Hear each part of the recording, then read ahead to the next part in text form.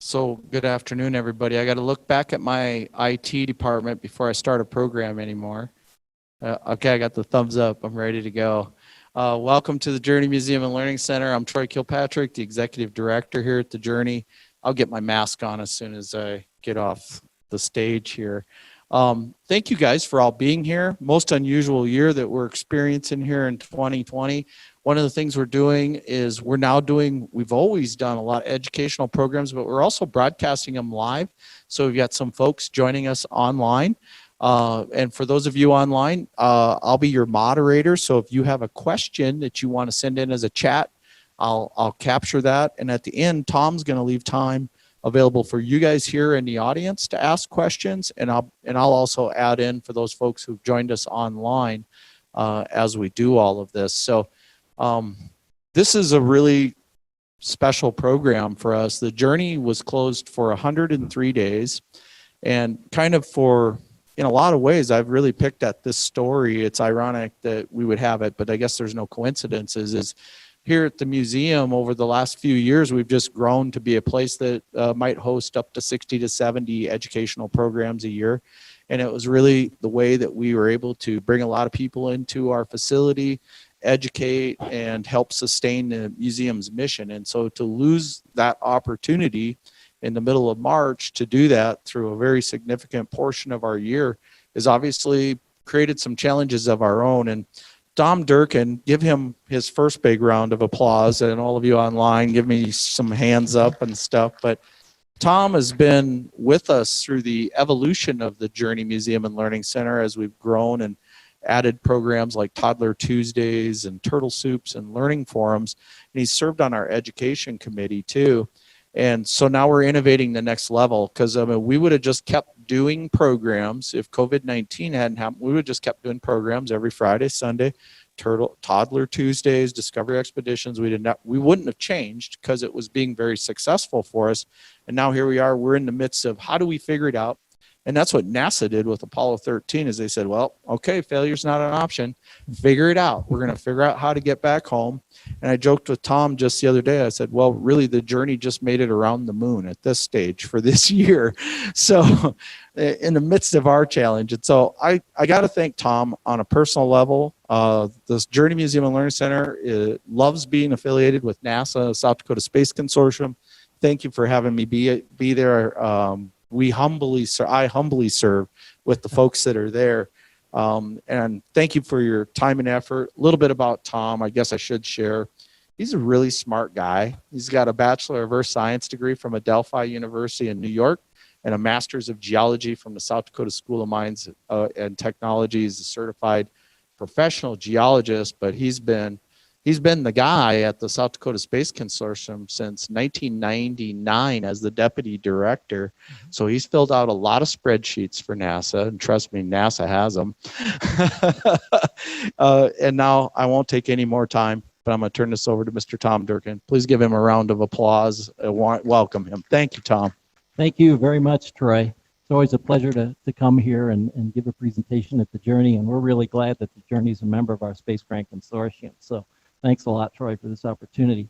So the talk today is mainly going to be about the historical, amazing rescue mission of Apollo 13, which occurred 50 years ago. We were originally going to give this talk in April during the week of the actual 50th anniversary of it, but because, as Troy said, of the COVID-19, we put it off and we're doing it today.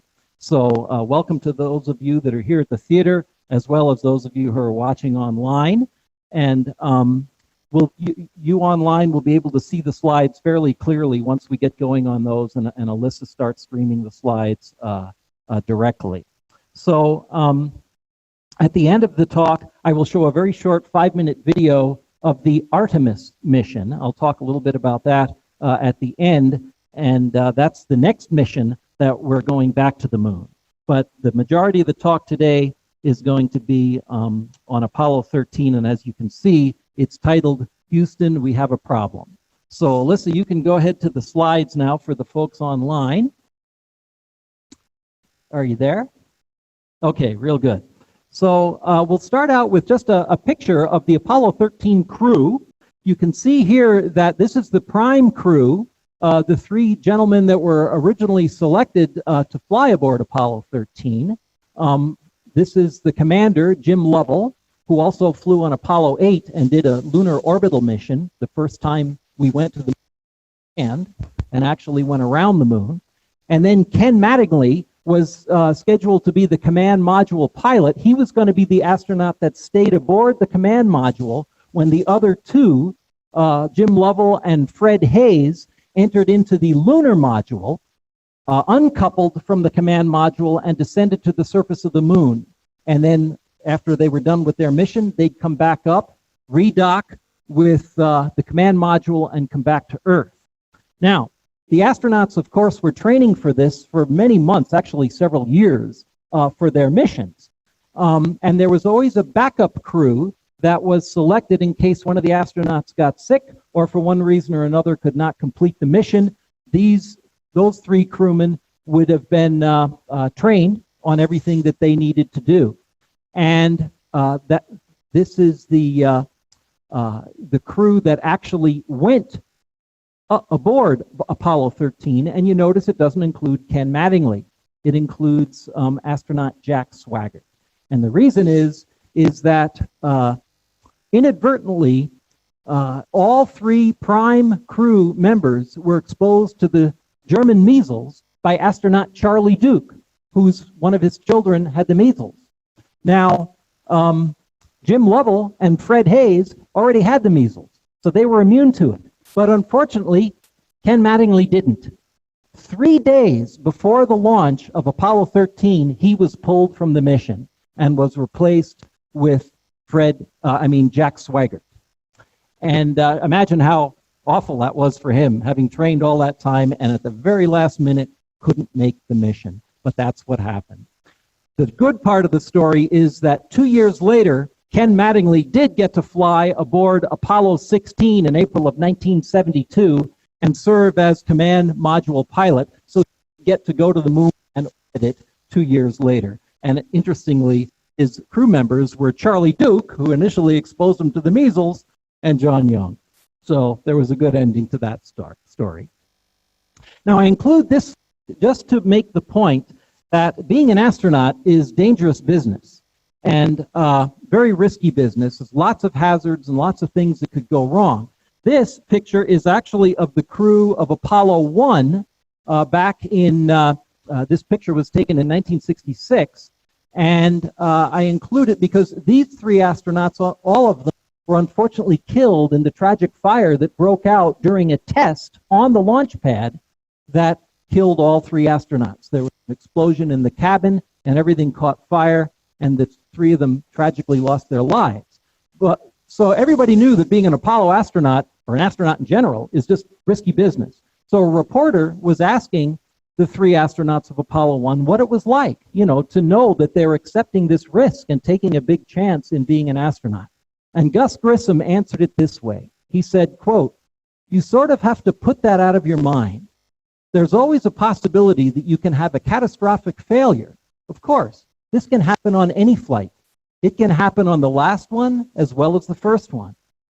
So you just plan as best you can to take care of all these eventualities, and you get a well-trained crew and you go fly." And NASA calls that the right stuff.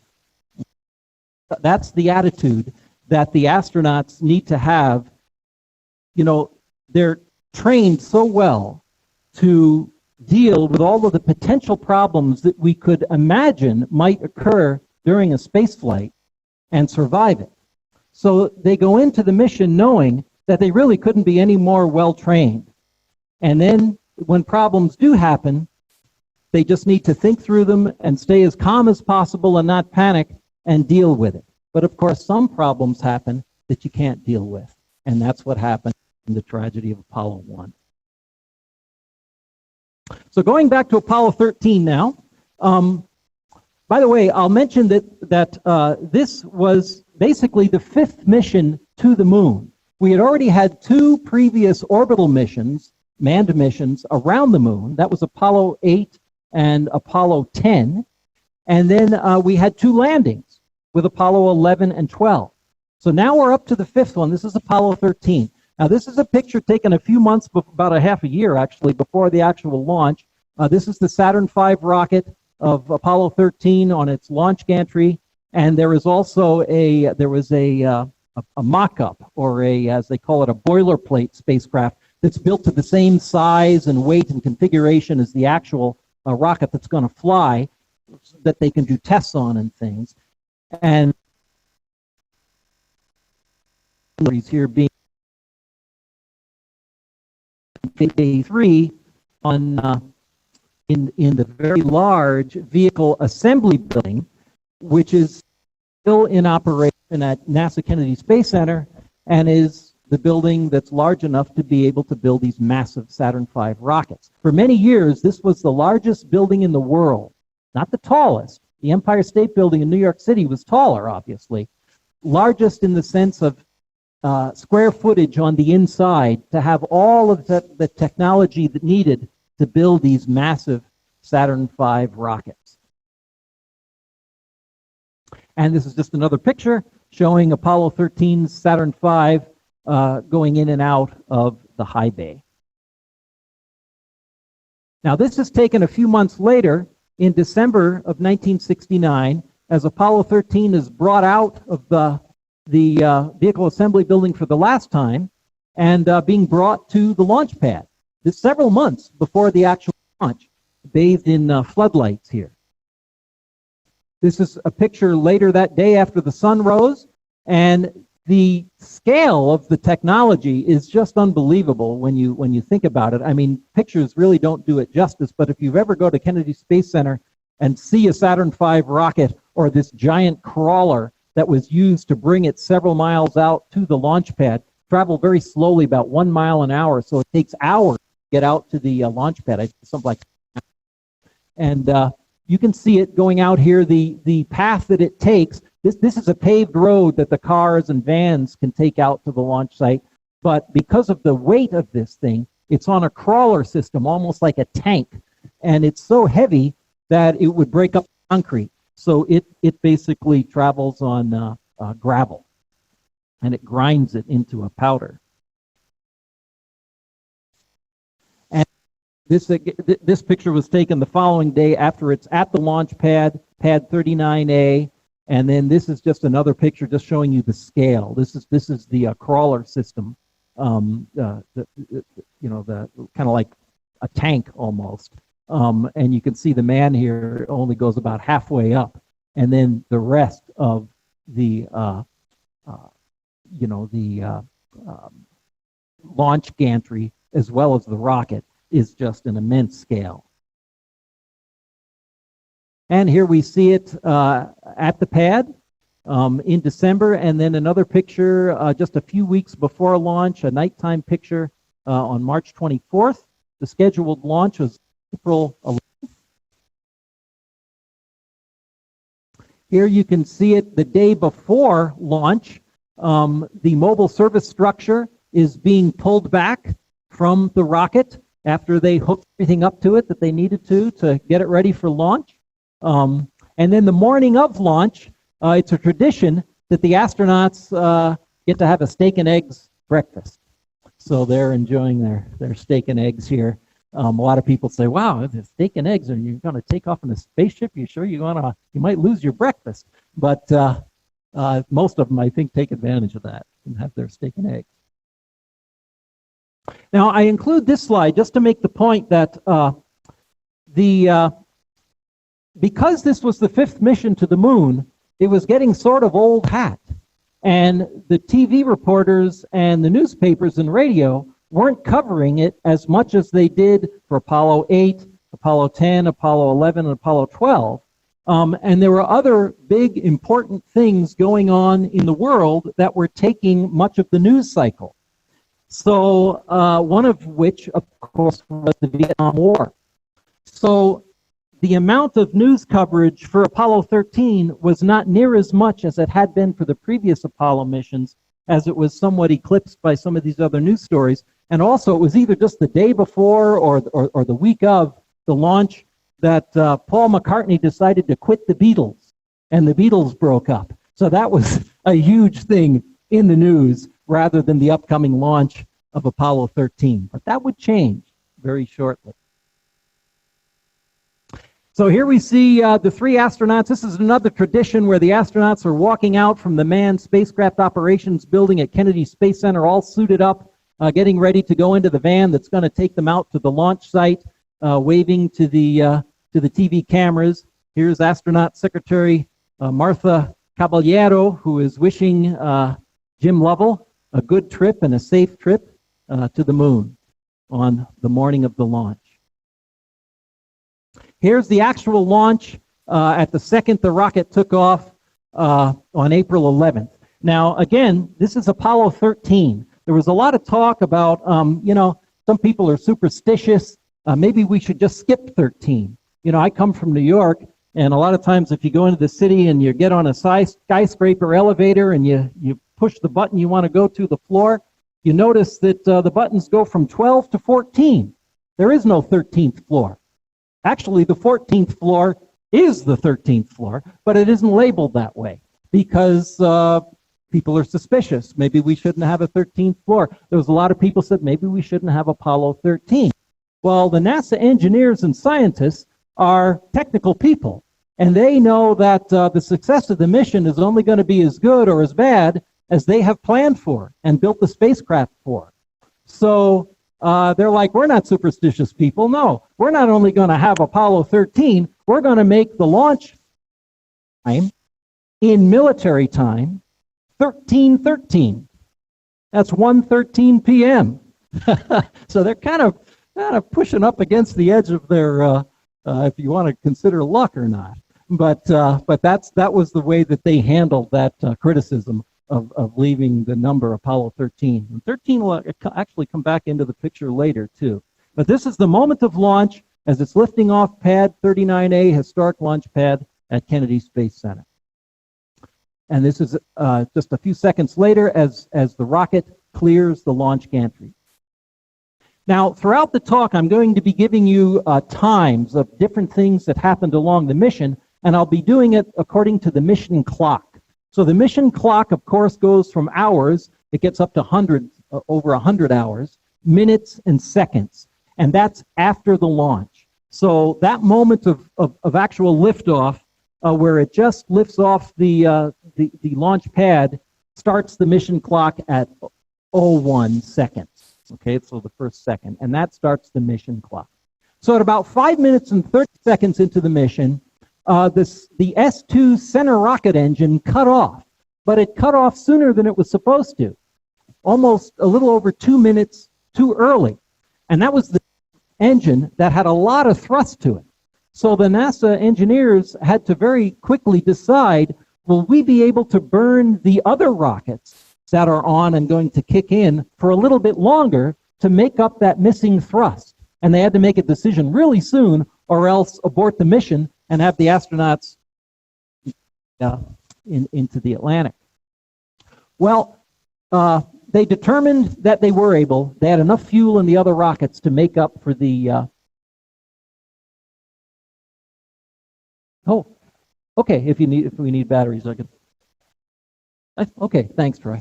But they decided they could go ahead and leave everything as is. They would just burn the additional rockets a little bit longer.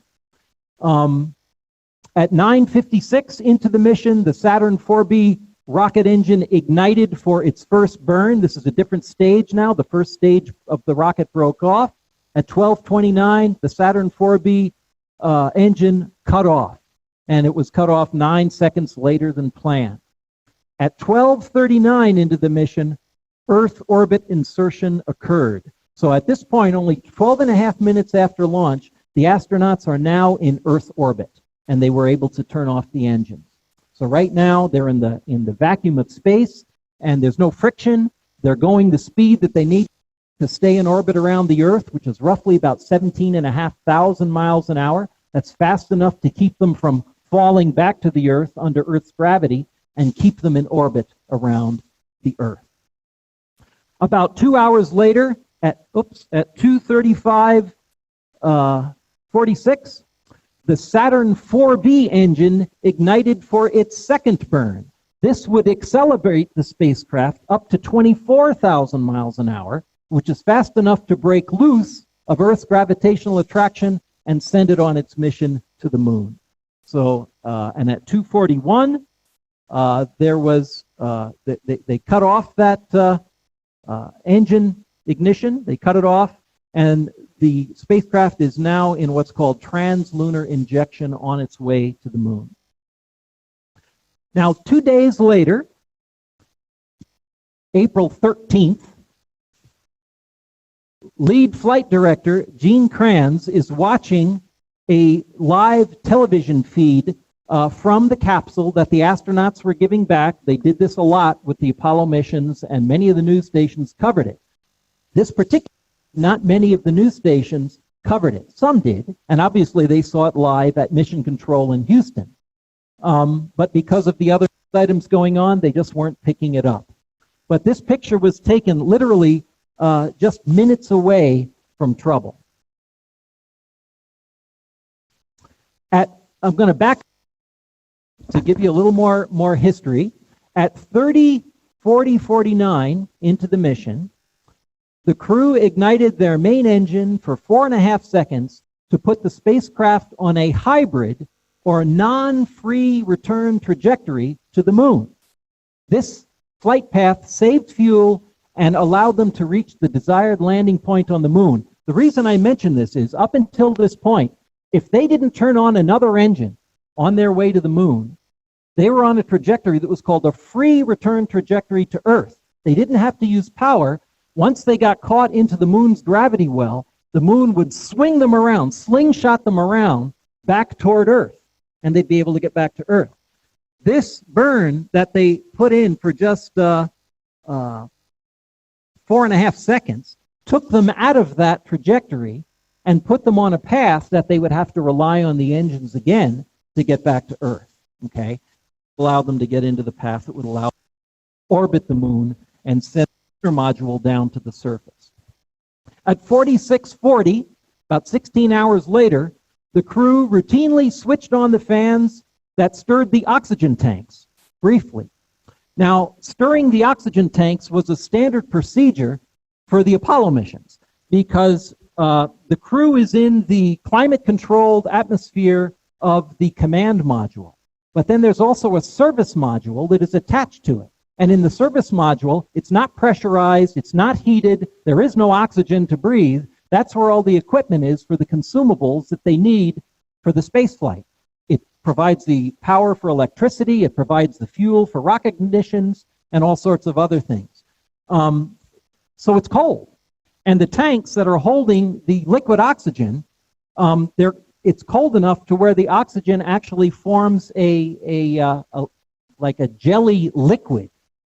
And of course, the liquid's at the, in one part of the tank, and then of course there's gaseous oxygen above it. Well, they have to stir these tanks. They have to stir that up so that it doesn't gel and it remains fluid enough to be able to use it the way they want to use it.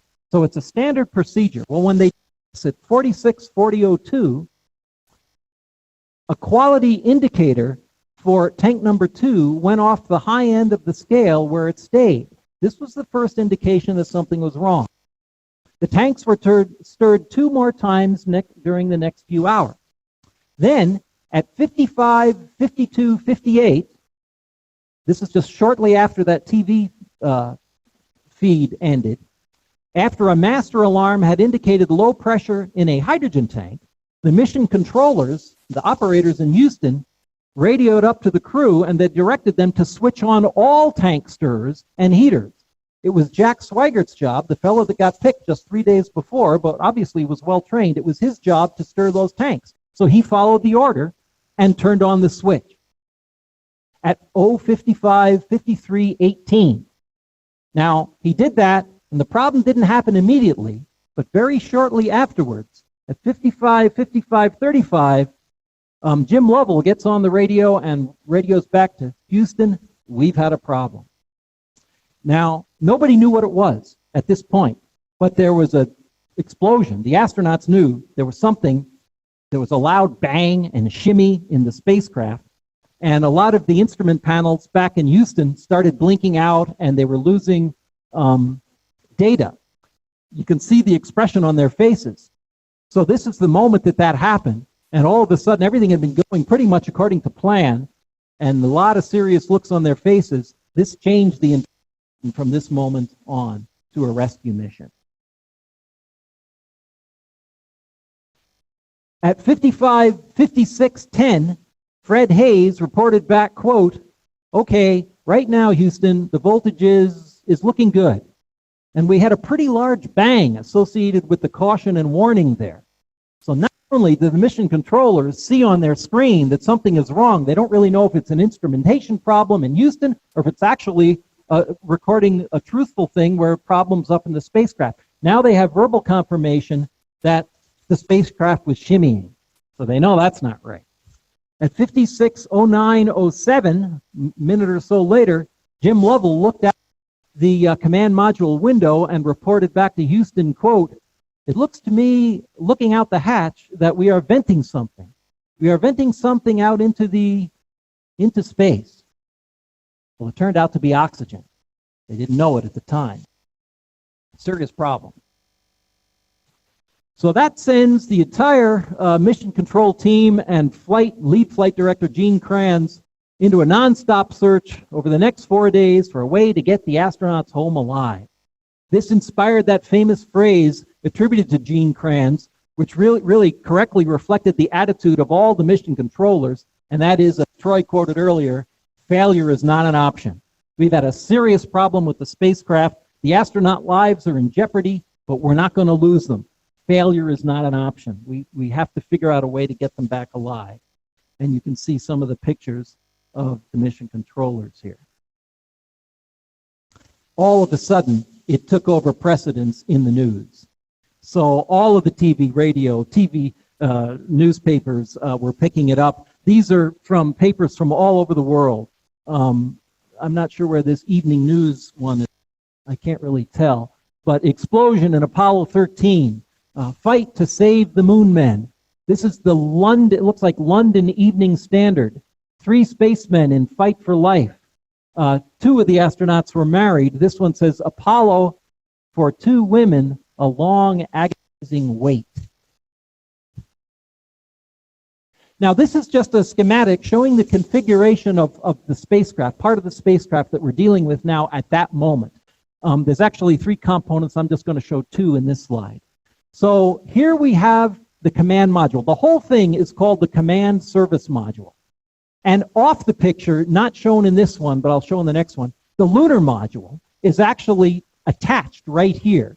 So this would undock once they get to the moon, and the lunar module will go down to the surface. But that's not shown in this slide, but I just want to point out that it's there. So the astronauts basically are in the capsule of the command module. This is climate controlled. They don't have to wear their spacesuits. All the life support systems are ongoing in here. The explosion happened in the service module, everything from the dotted line down. One of the oxygen tanks exploded, blew off an entire panel, and disrupted all sorts of important equipment in the service module. So here it says the command module houses the crew, the spacecraft operation systems, and re-entry equipment, including the heat shield, which is located right along this point here that the astronauts need to survive the heat of re-entry when they go back into the Earth's atmosphere. The surface module carried the consumables, the oxygen, the water, the helium, the fuel cells, and the fuel itself, as well as the main propulsion system, the engine. And this is a picture of it, actual picture of it, okay? So this is the capsule where the astronauts are. Now this shows everything. Here's the capsule where the astronauts are, the command module. Here's the service module. And then here is the lunar module. Now, what happened was because of the loss of power, they were unable, they had very little power in the command module left in the batteries. And they knew that they needed that power once they get back to the Earth to be able to re-enter the atmosphere and do the things that they need to do to have a safe splashdown in the Pacific Ocean. Have power to ignite the parachutes to open and all sorts of power needs. And they were running out really fast. So they decided that they're not going to be able to stay in the command module. They're going to need to power it down, save the energy that it had, and move into the module, which would serve as a lifeboat for the astronauts. And it has its own power and was undamaged by the oxygen explosion over here. So they really had to think fast about what do we need to take with us from the command module into the service module. And they worked with the ground control, and they decided what they needed, and they moved everything in, and they shut this down, and they went into the lifeboat. Okay, we'll call it the lifeboat. And okay, so this slide shows the options that NASA planned for if something fairly catastrophic happened, but not catastrophic enough to kill the crew immediately. Can we turn the ship around and bring it back to Earth? So this is just a schematic, but it showed what they could do for the abort maneuver. In other words, if a problem happened here as it's going off to the moon, and I'll just advance the slide here, the problem actually happened here when in Apollo 13, when they were about a little more than 3/4 of the way to the moon. But the point was, can we turn the ship around? So one of the options was lighting the main engine and turning it around as it's moving 24,000 miles an hour toward the moon. It would take a tremendous amount of energy to turn that around and start going back to the Earth. They didn't know if the explosion would have caused the main engine to not turn on or to not work properly. And if that maneuver was not executed perfectly, the spacecraft would impact or crash into the moon. So the other option was to allow the free return trajectory. In other words, to go back to the moon, just use a little bit of rocket fuel for a short ignition to put it out of that hybrid trajectory back into the free return trajectory, let it swing around the moon, and let the moon's gravity, in other words, Sir Isaac Newton be in the driver's seat, as they say, and let gravity slingshot them around the moon and send them back to Earth. And after deciding the pros and cons of both of those options, they decided on that one. The problem is it added time. If they tried to turn the ship around immediately and send it back to Earth, they could get back in 1.5 days. And with the lower power, the less oxygen, and all the consumables that had been damaged, they figured that's better.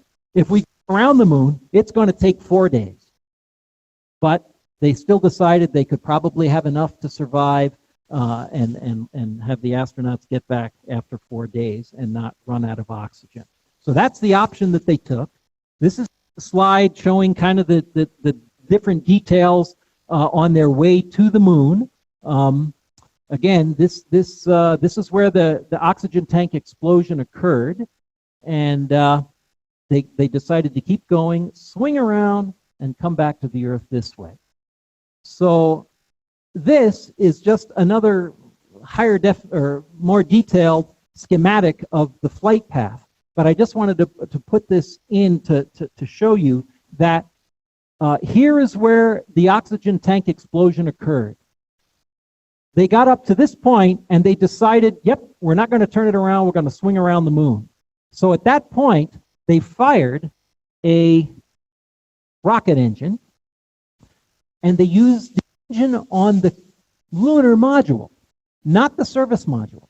So this had an engine because it would have actually lifted them from the surface of the moon and brought them back to the command module orbiting the moon and bring them back to Earth. So they knew they had some power for engines on the lunar module for both landing and taking off. So the descent stage propulsion system of the lunar module was ignited for about, roughly about 30 seconds. The first 5 seconds was just at 10% throttle. Make sure it's working okay. The next 21 seconds, they had it up to 40% throttle. And then I said 30 seconds. It was about 5 minutes. 4 minutes at full throttle. This added about 585 miles per hour to the spacecraft's velocity.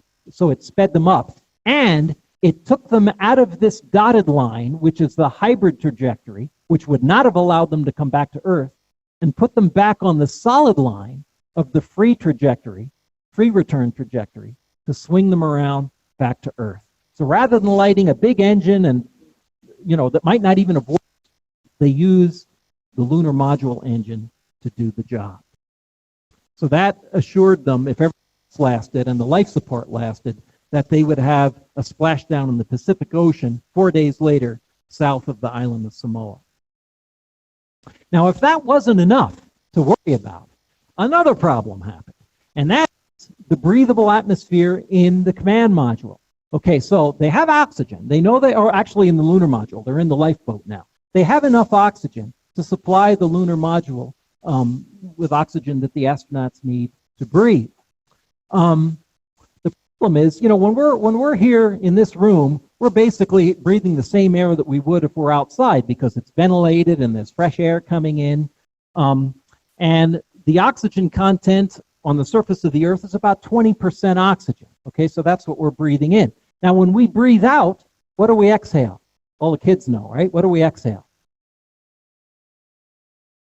Well, we breathe in the oxygen, and then when we exhale, what gas comes out? Very good, carbon dioxide. I knew you guys knew. Okay, now, when you're in an enclosed capsule with recirculated air, you have to filter out the carbon dioxide, because if you don't, the carbon dioxide builds up just from the 3 astronauts' breath to fatal levels of carbon dioxide. So they literally suffocate enough oxygen because they have too much carbon dioxide. And there's a material that removes carbon dioxide from the cabin air, and it's called lithium hydroxide. It's in a canister, and it's a filter material. And just like we filter water, this filters the air. So there's a fan that keeps the cabin air. It goes into the one side of the this is a crude mock-up here, but let's just say this is a cubical lithium hydroxide canister. The air comes in, the lithium hydroxide captures the carbon dioxide, and it's blown out the other end with no carbon dioxide. So that's, as long as that's working, there's no problem. But in the case of Apollo 13, they had lithium hydroxide canisters for the lunar module, and they had lithium hydroxide canisters for the command module. And guess what? They're not the same size. Okay? So they knew they didn't have enough lithium hydroxide canisters in the lunar module to keep 3 astronauts alive for 4 days, because the lunar module was originally fitted to have enough lithium hydroxide to keep 2 astronauts alive for 2 days on the surface of the moon. Okay? They did not even anticipate that this problem would happen. So lots of different engineers were designing the spacecraft, and it just so happened that in lunar module, let's see here, make sure I get this right. Okay, so the command module had an adequate supply of canisters to make up the air for 4 days, but they were a different shape than the ones in the lunar module and would not fit. So engineers on the ground had to improvise a way to join the cube-shaped or square from the command module to fit into a cylindrical or round socket for the ones in the lunar module. So basically, what they had to do was figure out how to get a square peg in a round hole. Okay, and the fit isn't necessarily good, and this is a crude mock-up here, but you get the idea, and it's actually a little bigger than the holes that they had to fill on Apollo 13. So that then started this engineering solution, trying to find the solution to this engineering problem. And many of the engineers and scientists at NASA had to quickly gather up material there on the ground that they knew the astronauts had in Apollo 13 spacecraft and design a way that they could get basically a square peg to fit in a round hole. And they gathered up duct tape and plastic and cardboard from one of their mission books. There was even a sock involved, I believe. There were air hoses, and they had to develop a procedure to radio up to the astronauts to build this contraption. And there's a great scene in the movie Apollo 13. How many of you have seen Apollo 13? Okay, it's a really good movie. If you haven't seen it, it's very historically accurate. And it shows one of the engineers after they gathered all this stuff up in a box, and there was a bunch of other engineers sitting in a room with a big table in front of them, trying to figure out how to put the procedure together to send up to the astronauts. And the one fellow with all the stuff comes in that they collected, and he says, okay, he says, your job is to figure out how to make this fit into this with nothing but that. And literally, that's what they did. And they designed a procedure, they radioed it up to the astronauts, and they walked them through it. And doggone if it didn't work. So this contraption that they built, the astronauts thought looked a little bit like a mailbox. So that's what they ended up calling it. But you can see here, this is an actual picture after they completed the work, and this is one of the cubicle lithium hydroxide canisters from the command module that they retrofitted to fit in their lifeboat, the lunar module. And right after it's all done, Fred Hayes, pictured here, reports back, quote, our do-it-yourself lithium hydroxide canister change is complete. The CO2 levels dropped, and cabin air to survive. This picture just shows a view of what the astronauts saw. They took this picture out the window of the lunar module as they orbited the moon. You can see the deactivated command module here off to the side. This is a picture in the final 24 hours of the mission, showing mission control, just again thinking ahead. What are we going to need to do? What are the steps, the hundreds of steps that still need to be taken to get the astronauts back? This is April 16th, the day before the actual landing, splashdown. Here's a view of the Earth that the astronauts saw, very quickly approaching as they're getting closer to the Earth, traveling at over 24,000 miles an hour. You can see part of North America here, Baja California, Mexico. So now we are, let's see, I'm going to take you up to the command module, service module separation right here at 138 hours, 1 minute and 48 seconds into the mission. That is where they the crippled service module. So this is what they're in. They're in the lunar module here, the lifeboat. They need to get back into here to re-enter the Earth's atmosphere in the command module. And the part that they're kicking off the spacecraft now, jettisoning away, is the damaged service module at that moment. So as soon as they did that, they got to see it move away from the spacecraft and take this picture of it. And they saw for the first time the tremendous damage on the entire panel broke off the service module when the oxygen tank exploded. And they radioed back to Houston that the damage is all the way up to the heat shield, to the point where in other words, there's a slight heat shield here, and then there's the heavy heat shield on the command module where it disengaged from. The question was, did it damage the command module's heat shield? Hopefully not, because if it did, they might not survive re-entry. They'd burn up. So this picture was taken just about 4 hours before atmospheric entry back at Earth. Note, okay, I already said this, so you can see the damage. Okay, then about 3.5 hours after they jettisoned the service module, they then floated back in to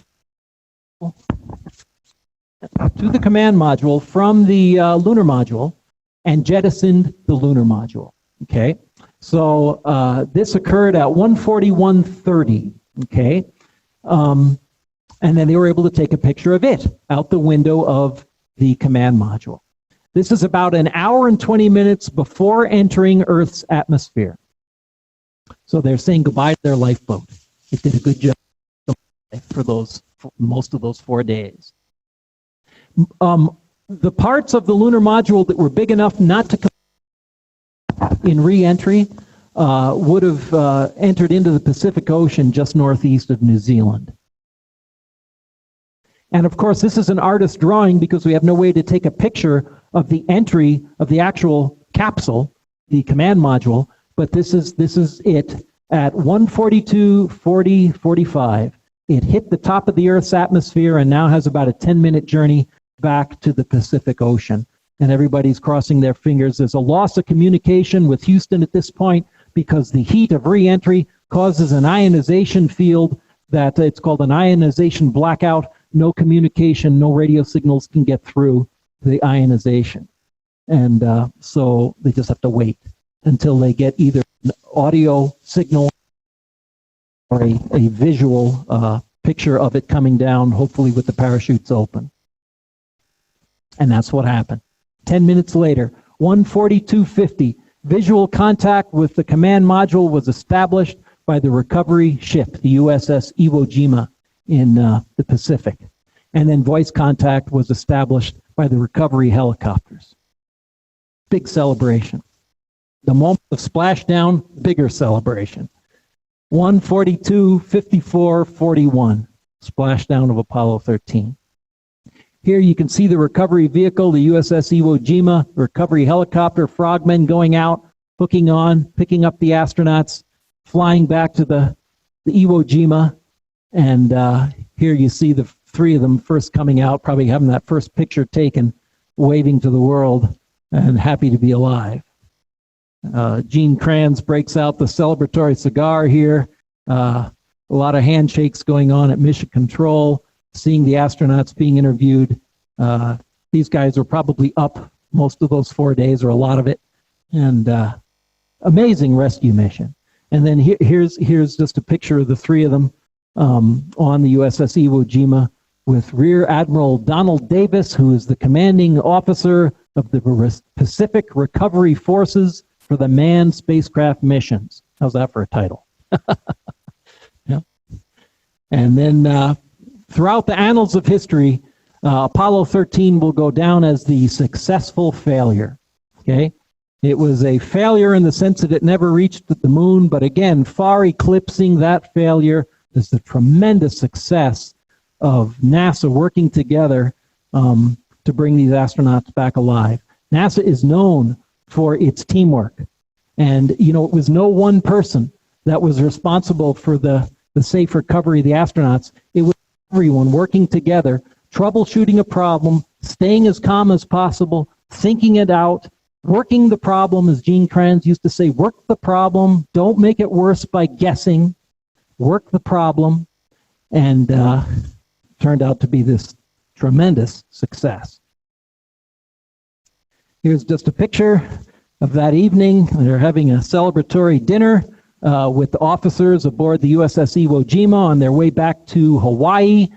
Here, I guess maybe the next morning, Jim Lovell is reading the Honolulu Star something or other, but it's a Honolulu paper, astronauts safe.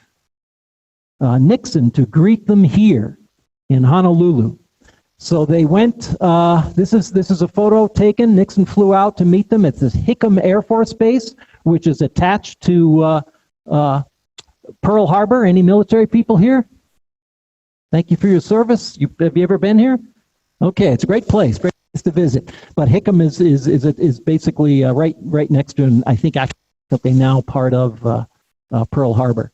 But you can see the three astronauts here being honored by President Nixon, who also officially designated the mission a success. And a few months later, about 6 months later, this is almost my last slide, the backyard barbecue party with a whole bunch of famous astronauts and a couple of the Russian, Soviet or Russian Soyuz 9 crew. And I won't go all the way through, but you can see here on the left, that is Neil Armstrong, first man on the moon. And you can barely see him. He's in the shadow here, but that's Buzz Aldrin back there, a few other famous astronauts. Two of them from Apollo 13 are Jack Swigert. You can barely see him there. And then Jim Lovell is right there. And so they're glad to be back with their buddies.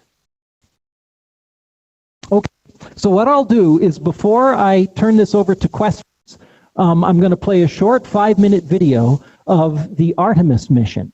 Now, this is NASA's current mission to go back to the moon. Did I already say this earlier about Artemis? Maybe I didn't. Artemis, in Greek mythology, is the twin sister of Apollo. And in the Artemis mission, the goal is to send American astronauts back to the moon by the year 2024. So NASA is really to try to meet that goal. And at least one of the astronauts that will step foot on the moon's surface in this first mission back to the moon will be a female astronaut. You bet. And so in the 60s and 70s, all the Apollo astronauts were men. We know lots of female astronauts.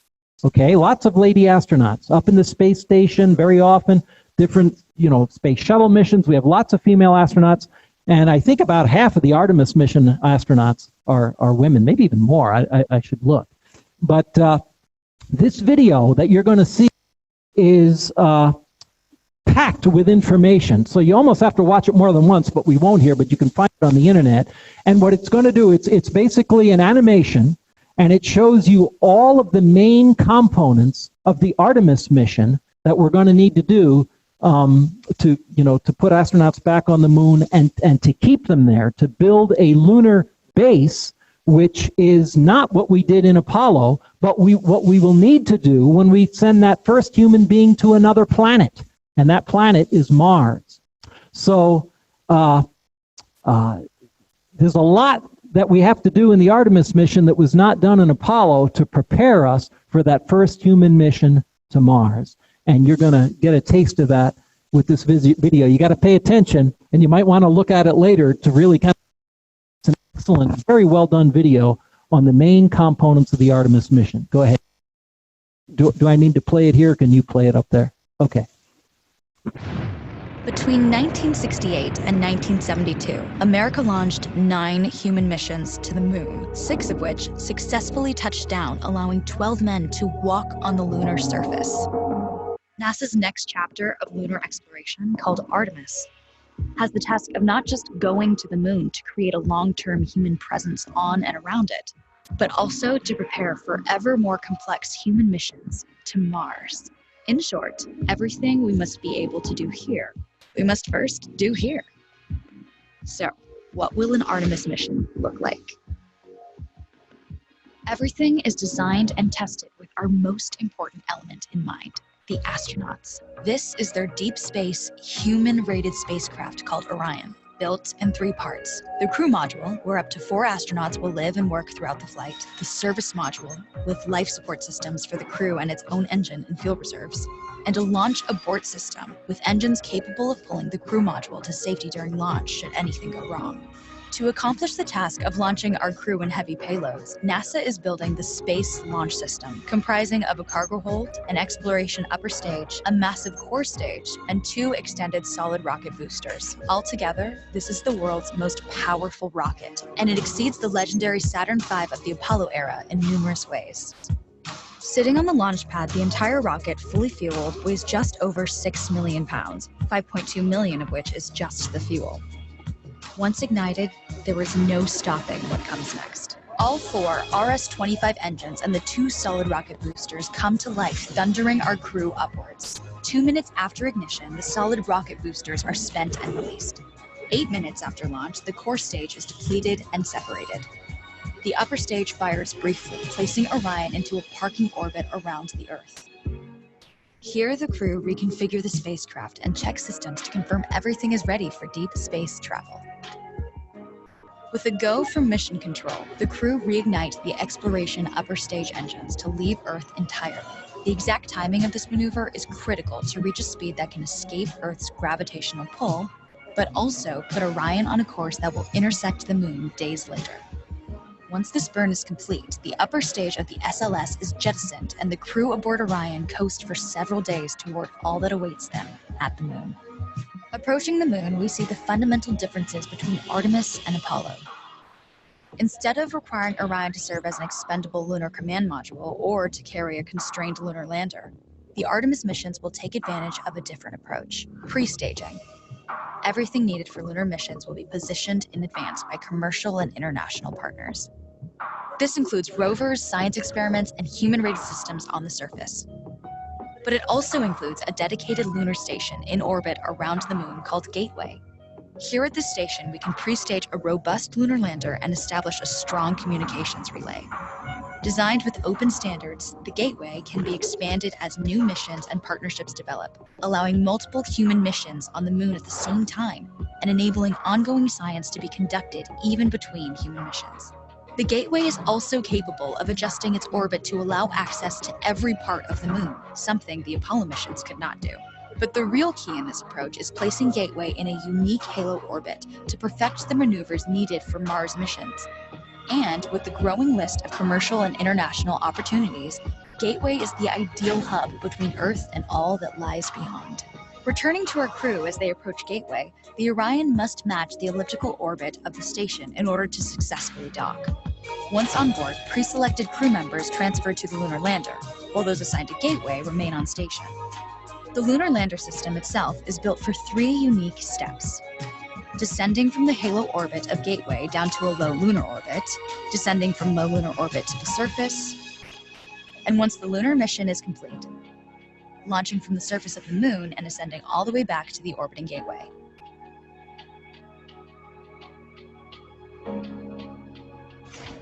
Once back aboard the Orion spacecraft and undocked from Gateway, the crew fire their engine once to break out of the halo orbit and once again to sling the spacecraft around the moon, placing it on a multi-day trajectory back towards Earth.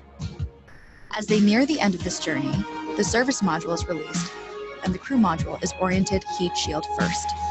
Entering Earth's atmosphere at 25,000 miles per hour, the friction of air slows Orion considerably, while also subjecting it to temperatures of 5,000 degrees. With the Orion now at just 300 miles per hour, a series of parachutes uniquely tested and produced for this moment deploy, decelerating the craft to just 20 miles per hour for splashdown. With each successful mission, Artemis ushers in the next wave of men and women to explore our moon and prove that together we are ready to go beyond.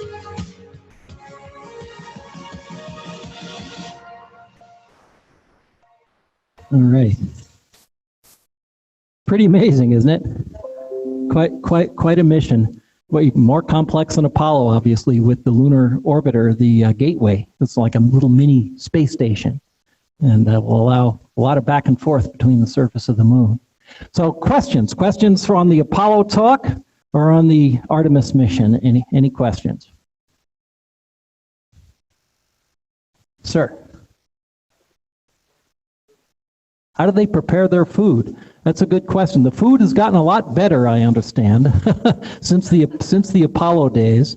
A lot of the food is, well, in fact, in the early days, pretty much all of it was dehydrated, and then they had to hydrate it, and they still have to do that with they have a hydrator on board, but it's extremely well balanced, and it's often in packages.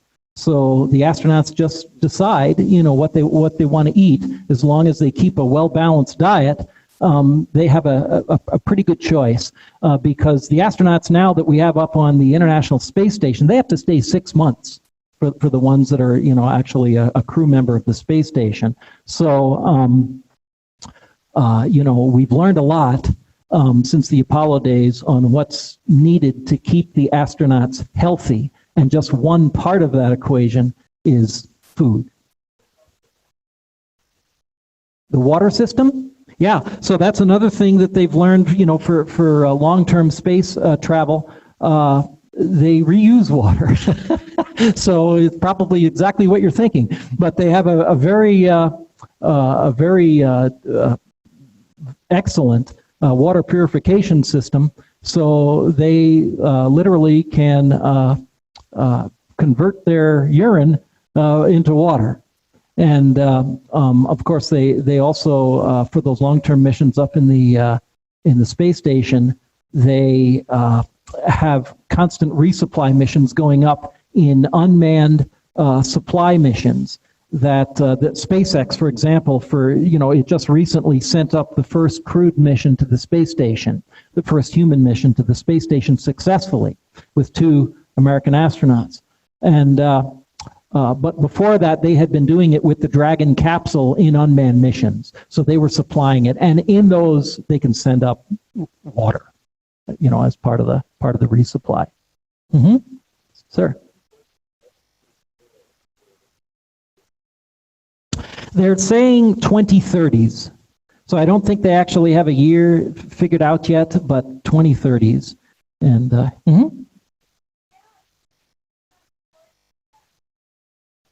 for the food, in the crew area of the International Space Station. Now, are you asking like for the Artemis mission maybe, or the Apollo missions?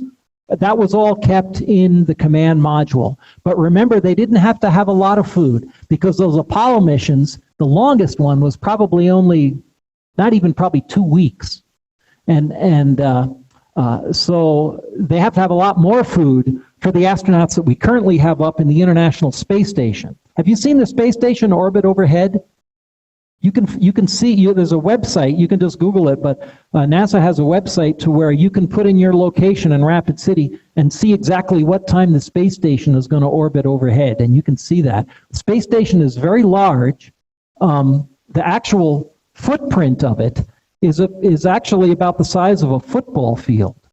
But the amount of crew space where the astronauts can live and eat and survive without a spacesuit on is still quite large. It's a little larger than the inside of a jumbo jet. So they have a lot of space for storage and obviously a lot of space to keep their food. Yes?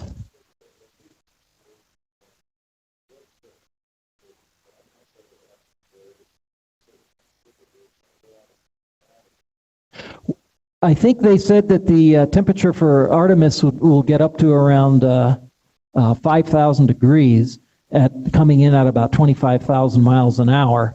And so I think that's pretty much the quickest speed, that they've designed for. And the heat shield material itself is obviously not the exact same as it was in the Apollo days. We've gotten better. One of the things we do at the School of Mines, we have a materials engineering department where they're looking at developing new materials all the time, and much of what our researchers do at the School of Mines is developing new materials for space and aerospace applications. So heat dissipation is a big thing, heat shields. But that's a good question, but I think they probably just have to design it to be able to shield from a 5,000 degree temperature. Now, it has to be hotter than what we shield the spacecraft that had landed on Mars, the robotic spacecraft, because Mars has a much thinner atmosphere, so there isn't as much friction that builds up when you go into the Martian atmosphere. So their temperatures only get up to about 2,500 degrees, about half of what the temperature is on an Earth atmosphere reentry. Was there a question over there? No? Uh-huh.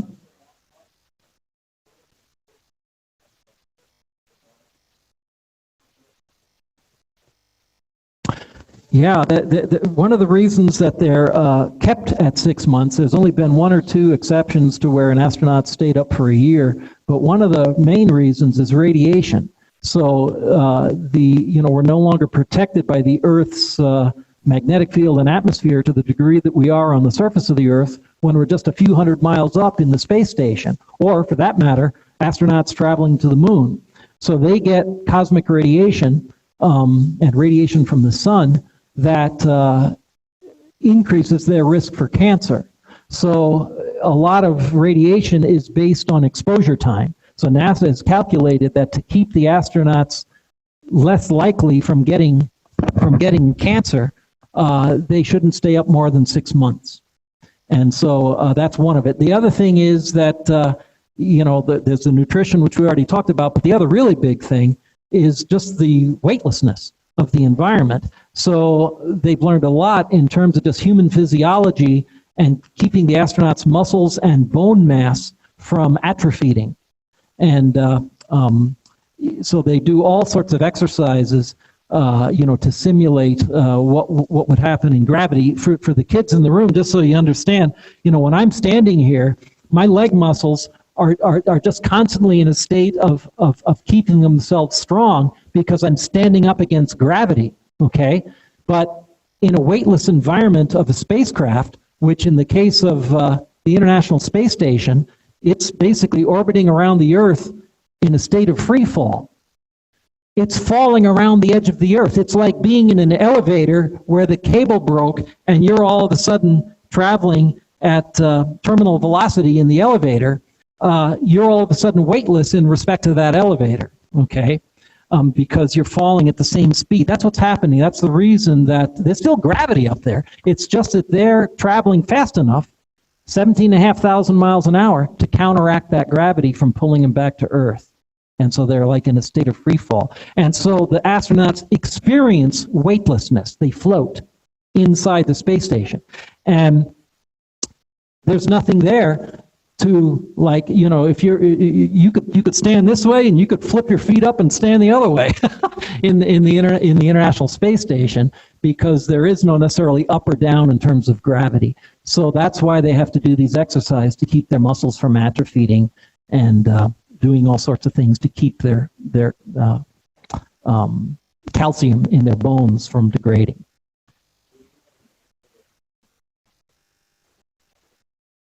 That are in Artemis? Yes, there are the names. I don't have the names off the top of my head, but they just, interesting story, but they just recently, a few months ago, picked a new class of, I believe it was 11 astronauts, 11 American astronauts. There was a couple Canadians, I think, for the Artemis mission. So they are Artemis astronauts. They're all young people. And I'll also just say, although I won't say her name, Dr. Gowan might know who she is, but I had one of our former students who went through a lot of the space grant programs and now works for NASA, who asked if I would recommend her for her application to the Artemis astronaut program. So keeping fingers crossed on that. But you had a question, young man. Huh?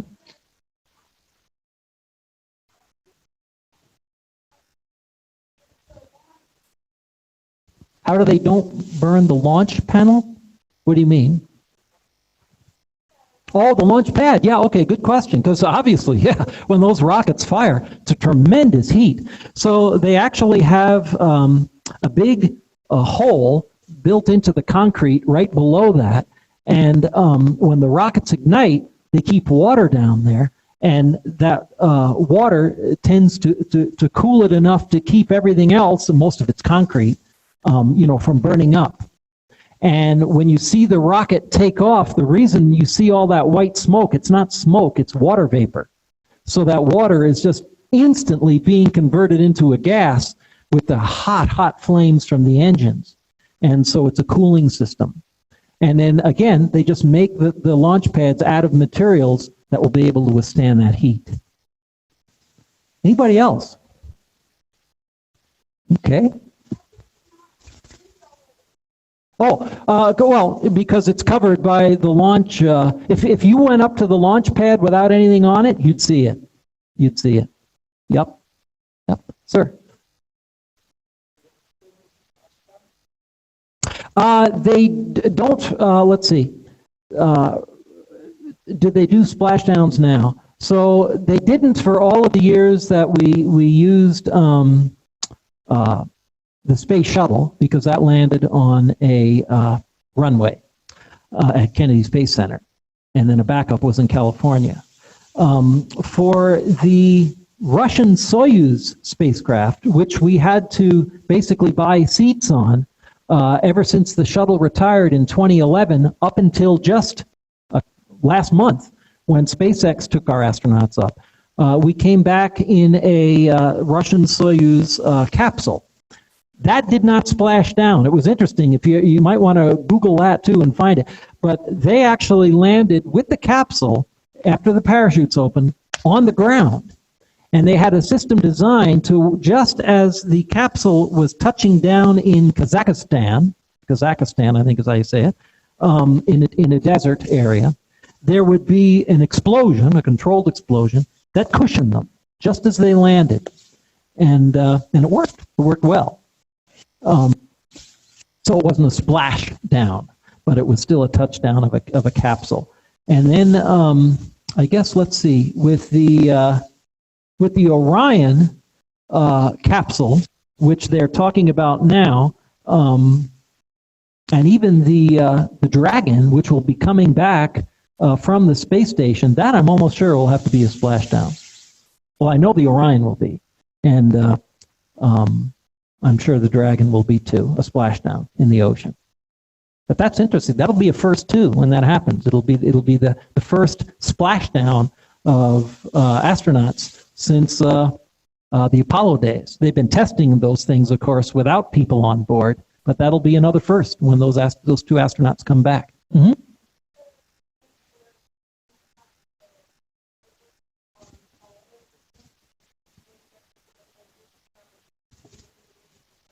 Mm-hmm. You thought what? Okay, so the space doesn't have gravity, but objects do. Anything with mass has gravity. And so the moon has less mass than Earth, and it has only 1/6 of the Earth's gravity. Exactly, right.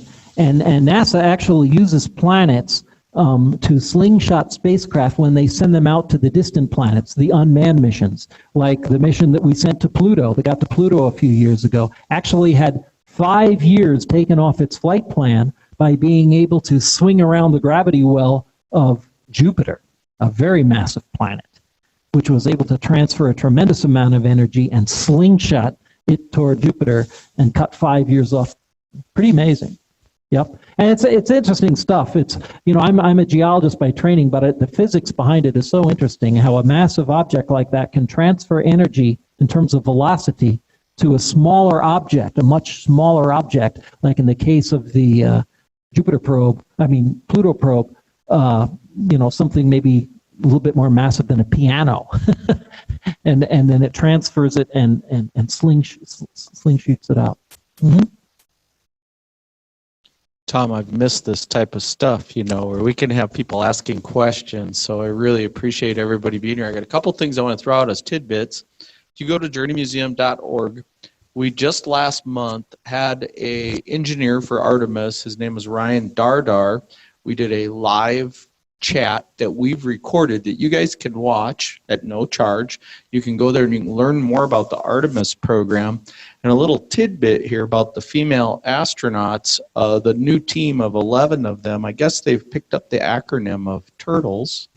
Oh, really? And turtles are kind of big here. So I already put the word in with Patricia Moore in the education department at NASA. I said, we want a turtle to talk at the Journey Museum. And so I know some of you are not even from the area, but as we go virtual and we're able to broadcast stuff, and we've had some folks online here today, keep looking at journeymuseum.org.